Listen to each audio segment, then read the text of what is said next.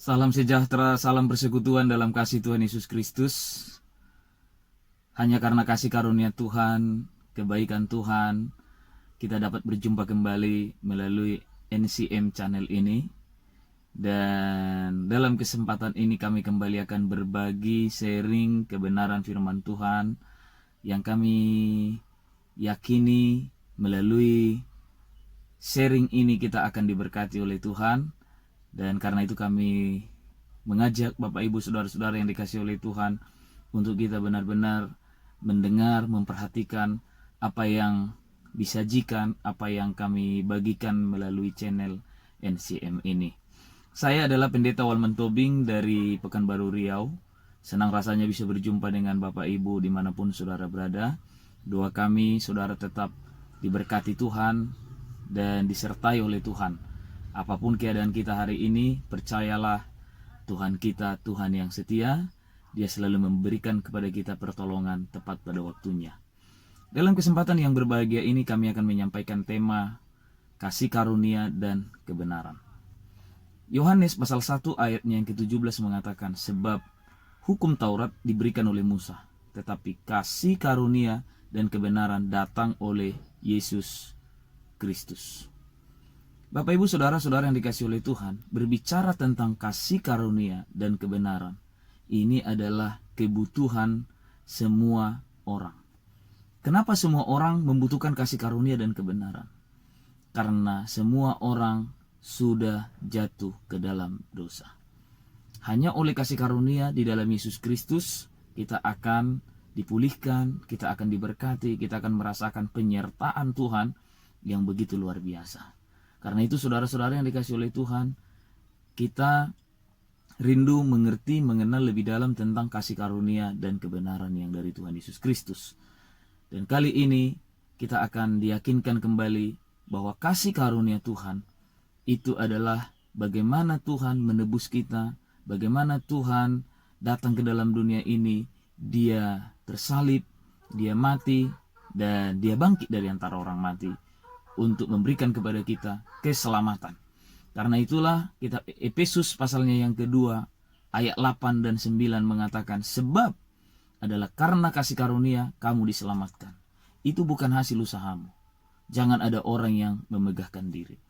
Kasih karunia Tuhan ini sungguh-sungguh membawa kita untuk dibebaskan, dimerdekakan dari kuasa dosa, dari belenggu dosa, dari kutuk dosa. Kasih karunia Tuhan itu sungguh di dalamnya ada kuasa Tuhan yang luar biasa. Kuasa Tuhan itu mampu membuat segala dosa ditaklukkan. Karena itu orang yang menerima kasih karunia Tuhan, yang mengalami kasih karunia Tuhan, dosa tidak akan berkuasa lagi di dalam tubuhnya. Kenapa? Karena kasih karunia Tuhan itu lebih besar daripada dosa. Kuasa dosa tidak akan pernah bisa mengalahkan kasih karunia Tuhan. Karena itu setiap kita yang ada di dalam kasih karunia Tuhan, kita akan diberi Tuhan kuasa untuk melawan, mengalahkan yang namanya dosa. Dan kita akan menjadi orang yang berkemenangan. Itu yang pertama tentang kasih karunia Tuhan. Yang kedua, kasih karunia Tuhan itu akan membuat kita berdiri dan bermegah bahwa kita akan menerima kemuliaan Allah. Itu dikatakan dalam kitab Roma pasalnya yang kelima ayat 2. Di situ dikatakan di dalam kasih karunia ini kita berdiri dan kita bermegah akan menerima kemuliaan Allah. Ketika manusia jatuh ke dalam dosa, yang hilang adalah kemuliaan Allah. Kitab Roma pasal 3 ayat 23 sampai 24 mengatakan, karena semua orang telah berbuat dosa dan telah kehilangan kemuliaan Allah, tetapi dengan cuma-cuma dibenarkan oleh penebusan di dalam Yesus Kristus. Kita dipulihkan, akan menerima kembali kemuliaan Allah. Ini kabar baik, saudara yang dikasihi oleh Tuhan. Oleh kasih karunia kita diselamatkan, oleh kasih karunia kita juga berdiri bermegah akan menerima kemuliaan Allah. Bahkan yang ketiga, saya mau sampaikan kepada saudara, kalau kita menerima kasih karunia Tuhan, ada di dalam kasih karunia Tuhan, maka kuasa yang ada di dalam kasih karunia Tuhan ini juga akan memampukan kita untuk meninggalkan kefasikan, keinginan-keinginan dunia, dan kita akan hidup dalam kesalehan, kita akan hidup beribadah kepada Tuhan, adil, bahkan lebih lagi menjadi umat Tuhan yang menanti-nantikan kedatangan Tuhan Yesus kembali.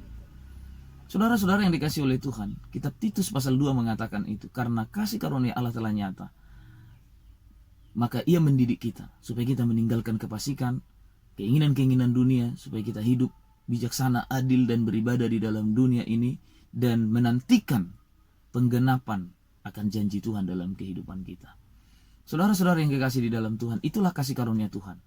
Maka setiap kita yang sudah menerima kasih karunia Tuhan, mengalami kasih karunia Tuhan, hidup di dalam kasih karunia Tuhan, ada perkara-perkara yang luar biasa yang Tuhan sudah berikan kepada kita. Dan kasih karunia ini diberikan Tuhan kepada kita dengan cuma-cuma.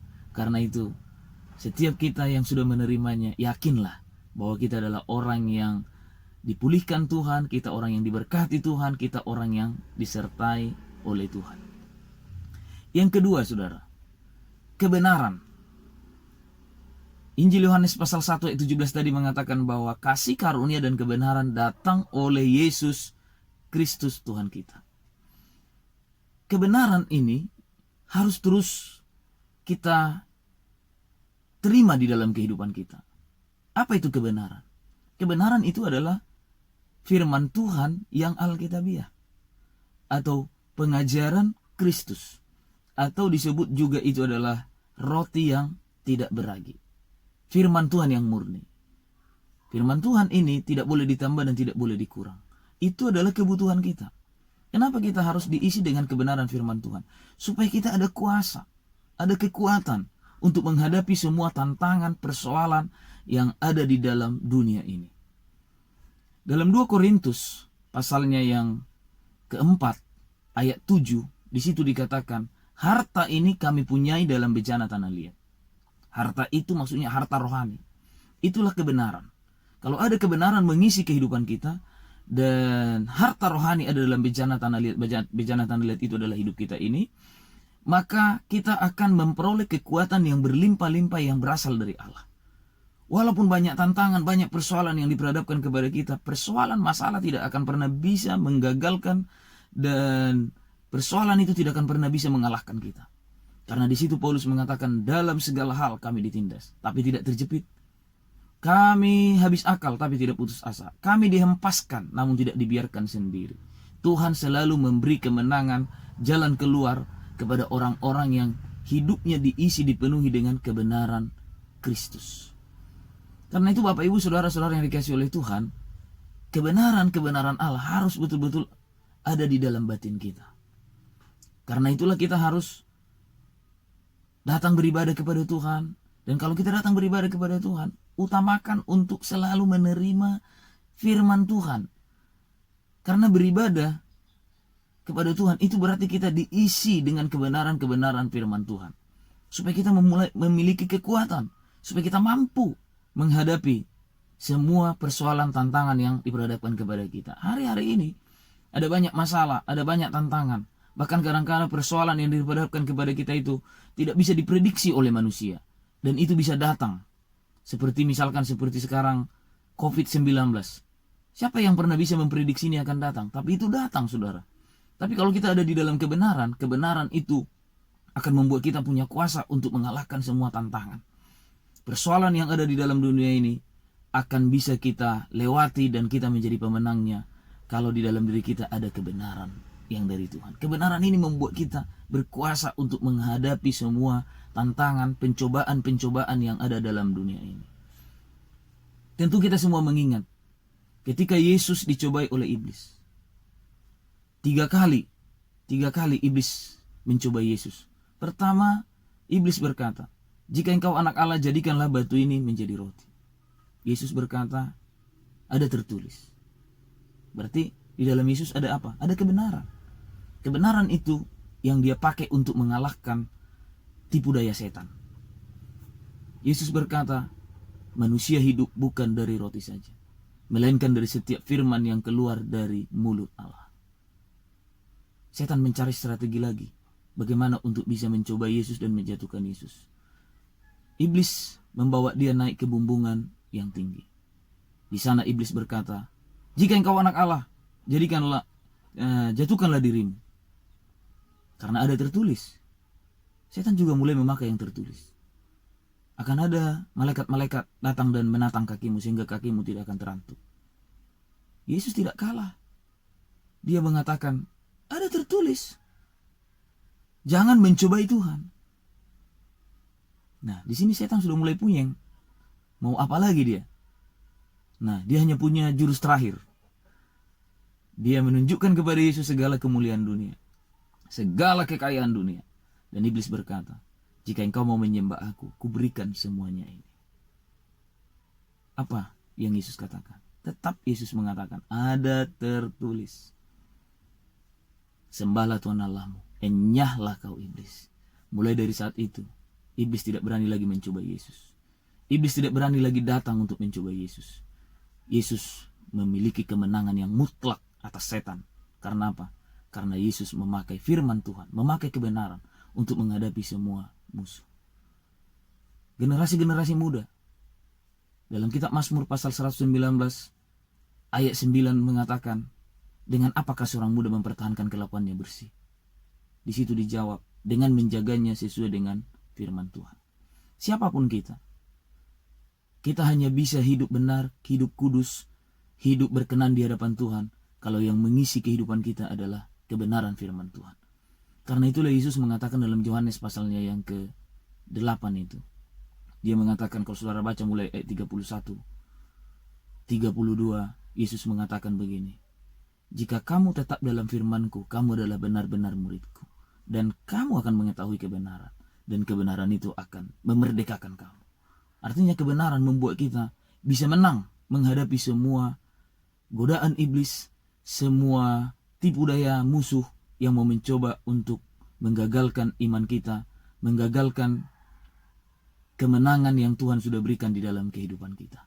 Karena itu Bapak Ibu Saudara-saudara yang dikasihi oleh Tuhan, melalui kesempatan ini kami mau kembali yakinkan, hiduplah di dalam kasih karunia Tuhan, hiduplah di dalam kebenaran firman Tuhan. Karena orang yang hidup dalam kasih karunia Tuhan, orang yang hidup dalam kebenaran Kristus, itulah orang yang paling beruntung, orang yang paling berbahagia di dalam dunia ini. Kita bersyukur kalau kita sudah mendengarkan ini, dan harapan kami, saudara yang sudah menyaksikan tayangan ini, bagikan tayangan ini kepada yang lain. Dan doa kami, melalui tayangan-tayangan yang kami bagikan, orang lain diberkati oleh Tuhan. Tidak ada kepentingan-kepentingan yang lain di sini selain daripada kita ingin supaya orang lain juga mendengarkan kabar baik, mendengarkan tentang kasih karunia Tuhan, tentang kebenaran yang ada di dalam Yesus Kristus. Terima kasih untuk semua perhatian saudara, terima kasih buat semua dukungan doanya, dan di dalam semuanya yang kita lakukan, biarlah hanya untuk kemuliaan bagi nama Tuhan.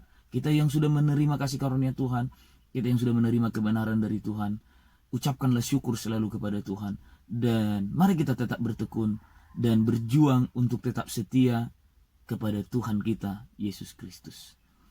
Kita akan berjumpa kembali dalam kesempatan yang akan datang. Tuhan Yesus memberkati kita semua. Shalom.